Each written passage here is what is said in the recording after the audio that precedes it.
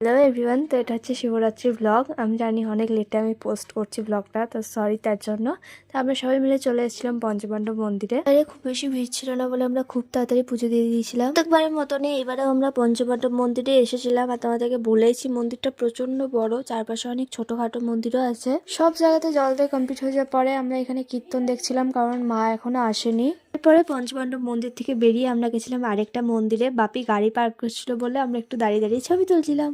এরপর বাপি চলে আসে, আমরা ভিতরে ঢুকে পড়লাম। দেখো এখানটা কত সুন্দর করে সাজিয়েছে। প্রত্যেকবার আমরা এখানেও আসি, এই জায়গাটা প্রচন্ড সুন্দর করে সাজায়। শিব মন্দিরের পাশাপাশি কালী মন্দির আছে, যেটা ভিডিও আমার করা হয়নি। পরে অনেক রাত হয়ে গেছিল, আমি লাস্টে গেলাম আরেকটা মন্দিরে। আর মম্মি আগেই চলে গেছিল, কারণ মম্মি প্রচন্ড টায়ার্ড হয়ে গেছে।